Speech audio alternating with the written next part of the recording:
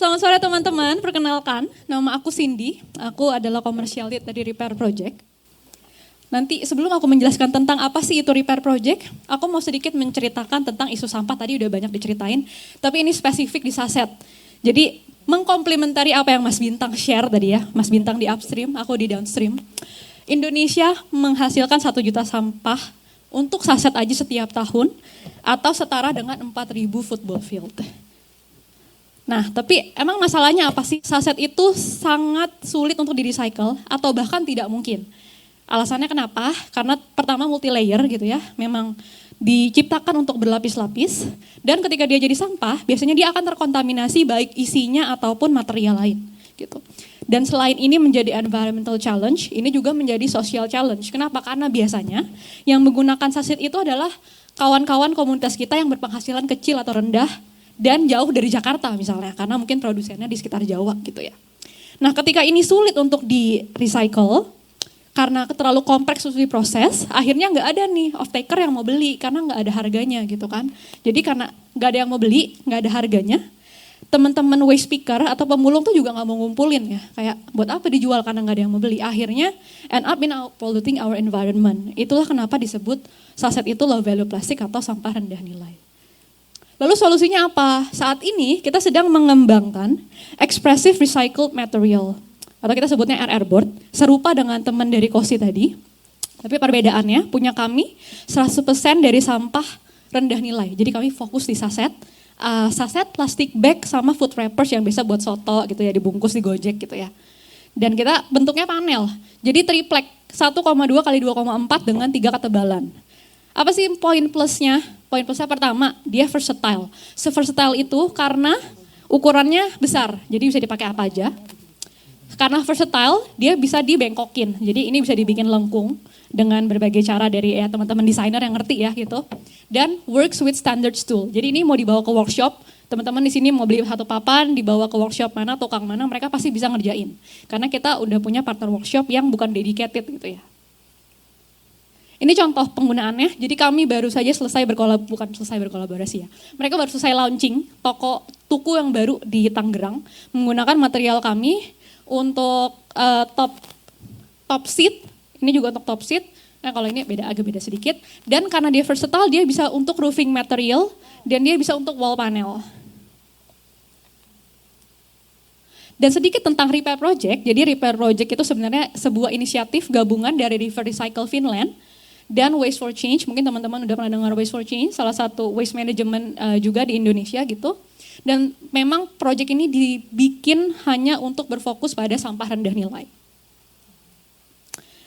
Lalu dengan RR Board kita melihat seberapa sangat banyak potensi RR Board ini untuk melakukan perubahan. Akhirnya kita juga coba moving beyond the material.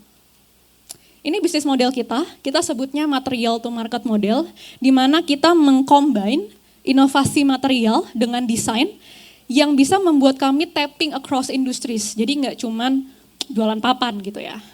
Ini core produk kita jualan RR board. Target utama siapa? Kontraktor pasti, specifier itu desainer atau arsitek, business owner seperti Mas Jacob gitu, government. Lalu dua solusinya itu apa lagi? Ini dua solusi yang sedang kami kembangkan untuk melanjutkan impact dari RR board. Pertama repair kit.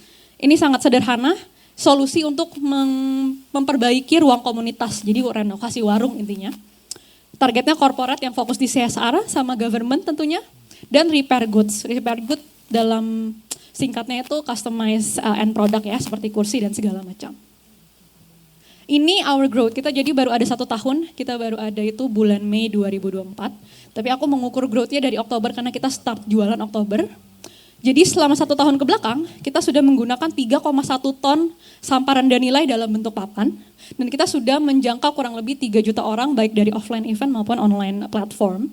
Dan kita juga membandingkan nih, di semester 1 dan semester 2 di tahun lalu, di tahun kebelakangan, kita berhasil mencapai revenue growth sebanyak 400%, dan juga product adoption growth sebanyak 200%. Jadi intinya kita kenaikan 200% dari jumlah orang yang membeli papan. Dan untuk menutup presentasiku hari ini, aku mau membagikan kalau kita sekarang lagi menjalankan campaign, namanya campaign mulai dari sini. Jadi mulai dari sini itu sebenarnya adalah turunan dari kita cara berjualan repair kit gitu ya. Jadi mulai dari sini itu adalah sebuah ajakan untuk berkolaborasi, memperbaiki ruang komunitas. Jadi kita pengennya perbaikan ruang komunitas, pakai papan kita, dan papannya bisa menginspirasi percakapan untuk kawan-kawan. Jadi mereka bisa ngobrolin, ini papan dari apa dan segala macam. Kita percaya perubahan itu bisa dimanapun dan kita bisa lakuinnya bareng-bareng. Bisa start dari warung kopi, dari Kota Solo, dari M-Block Group, dan dari teman-teman yang lainnya gitu ya. Dan ini pilot pertama kami. Kita saat ini udah hampir 99% kita lagi pembangunan. Jadi kita berpilot di sebuah warung di Jakarta Utara namanya Warcil sebagai pilot pertama. Yang kita sediakan apa? Yang kita sediakan renovasi warungnya, terus furniture-nya, dan yang pasti ada tempat sampah yang sudah terpilah. Karena memang warungnya spesifik nanya, Mbak saya juga mau ajarin dong caranya memilah gitu ya. Dan ada papan informasi yang bisa mengedukasi visitor-visitor di sini. Ini klien-klien kita yang so far sudah memakai, tadi disebut Sejauh Mata Memandang. Sejauh Mata Memandang juga menggunakan material kita untuk store-nya. Ada Good Day, Tuku, dan teman-teman lainnya, termasuk ekosistem. Sekian presentasi dari Repair Project, dan kita senang kalau bisa berkolaborasi sama-sama. Terima kasih. Ya, bagus sekali ini ya dari Repair Project.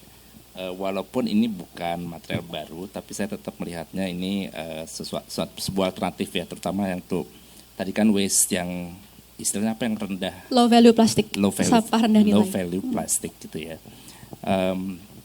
Ini betul kalau tadi marketnya adalah para arsitek, kontraktor, konsultan, ini tepat sekali karena memang mereka juga sedang mencari-cari ini ya. Saya kebetulan sebagai arsitek juga memang terus mencoba bereksperimen dengan material seperti ini gitu ya. Masalahnya tinggal ini secara scale of economy-nya gimana ya? Ini artinya harga jualnya sudah lebih murah kah daripada material yang konvensional atau bagaimana gitu. Oke.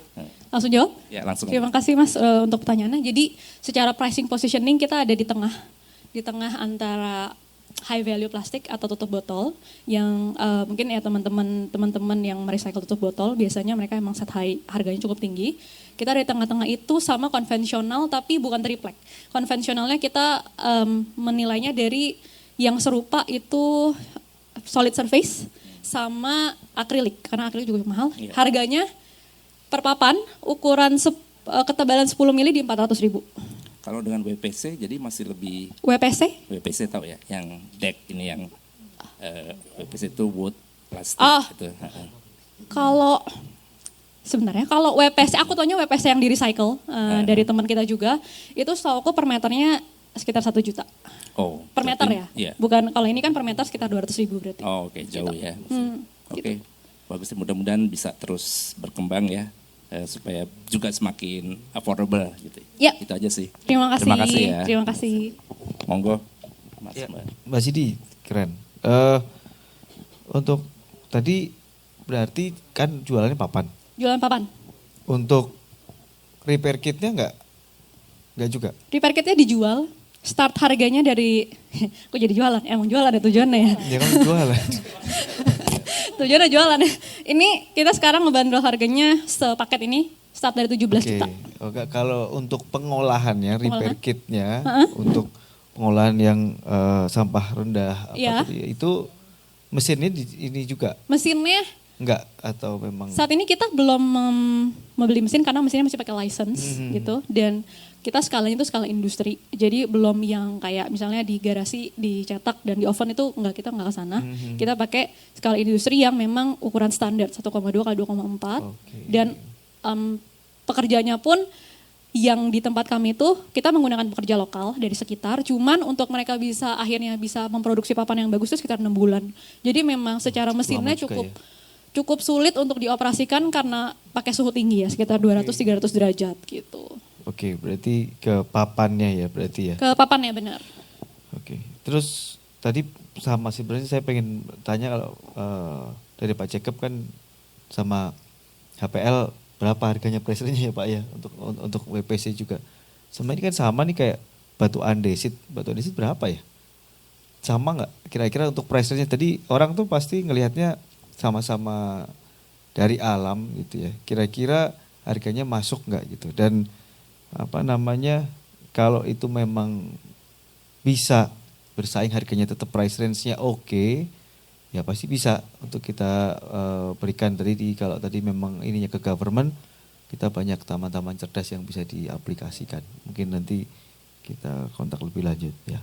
Terima kasih ya. Terima kasih. Terima kasih. Oke. Terima kasih Cindy. I think it's a really strong presentation. Pertanyaanku udah ditanyain sama Pak Jacob sama Mas Respati. Jadi mungkin aku izin memberikan masukan. Mungkin bisa lebih kuat lagi presentasinya kalau Cindy bisa menceritakan tentang pengalaman positif daripada penggunanya ya. Jadi atau juga bisa menceritakan ini value daripada RR board ini apa selain daripada ini hasil daripada proses daur ulang dan kita juga mungkin lebih conscious terhadap environment. Tapi bisa disampaikan bahwa misalnya Tuku atau siapa kliennya atau bisa ambil case tadinya berhasil reduce cost of construction by berapa atau berhasil ikut reserve energy by berapa atau karena kan ada elemen estetis juga mungkin bisa ada juga jadi ada sentuhan estetis yang seperti apa jadi mungkin dalam pitchingnya ke depannya bisa juga diceritakan sebenarnya value daripada kita menggunakan RR board dari repair project ini juga seperti apa sehingga lebih kuat lagi dalam merayu dan apalagi meyakinkan pendengar untuk akhirnya bisa berkolaborasi. Mungkin dari aku tambahannya itu aja. Baik, terima Thank kasih. you. Apakah boleh aku? Oh ya, jawab? monggo. Oh, ini mungkin tadi aku berterima kasih karena memang sepertinya itu skip. Oke, siap. Tapi it's very a good point. I will note it down. Talking about value, sekarang yang sedang kita coba bangun itu terutama untuk Tuku ya. Jadi ada satu case di Tuku di mana selama mereka beroperasi, mereka setauku belum pernah membuang sampah bungkus kopi. Karena mereka cukup aware walaupun mereka tidak terlalu menggembor-gemborkan gitu ya untuk Tuku. Mereka tidak pernah membuang sampah bungkus kopi yang untuk bungkus biji kopinya karena itu dari low value. Akhirnya ketemu sama repair dan untuk papan ini mereka menggunakan sampah mereka sebanyak 160 kilo. Gitu. Jadi Ini apa RR board yang mereka pakai di Ya. tokonya itu adalah hasil olahan dari sampah mereka ya, sendiri. ya, walaupun belum 100% karena harus ada campuran lain selain saset gitu. Dan ini juga biasanya untuk teman-teman kayak FMCG ya seperti Good Day dan Wings misalnya. Kalau mereka punya sampah, terutama Good Day mereka kemarin pakai medali untuk run event di Bali. Itu mereka mengirimkan, kita memakai sekitar 50 kilo, hampir 500 kilo sampah untuk si medalinya mereka sebanyak 800 medali. Gitu. Tapi terima kasih Mbak. Ya, pertanyaan terakhir sebenarnya yang berkecamuk di hati saya udah ditanyain semua sama Mas Respati Adi. Jadi ke mesinnya, tapi ternyata mesinnya ada license-nya, jadi nggak bisa ya. Ini kayaknya dibandingkan kalau yang dari plastik recycling dari HDPE, yang ini itu bisa ditekuk ya, Bisa dilengkungkan. Jadi dilengkungkan ya. Dan papannya juga lebih besar. Jadi kayaknya untuk peruntukannya ini bisa untuk peruntukan hunian. Nah, pertanyaan saya kalau yang tadi yang di HDPE kan lebih ke untuk mebel ini, apakah sudah ada penelitiannya atau memang sudah ada datanya bahwa ini dia bebas toksik? Toksik maksudnya karena kandungan sampah low apa ya tadi ya istilahnya ini ya low value ini kan pasti berbagai campurannya. Apakah ini aman untuk digunakan sebagai hunian ataupun di dalam indoor? Yes, terima kasih Mbak. Jadi kita pernah melakukan uji toksik pertama di Filipina karena memang RR board ini sebenarnya awalnya juga ada di Filipina dengan partner yang ada di Filipina. Sekarang ada di Indonesia dan sekarang uji labnya masih on progress. Kita lagi menunggu delivery tapi berdasarkan yang di Filipina itu masih dalam batas aman namun tidak bisa bersentuhan dengan makanan. Dari Bapak Ibu masih ada pertanyaan? Cukup? Iya, cukup Mbak Cindy, sukses ya untuk repair project. Terima kasih.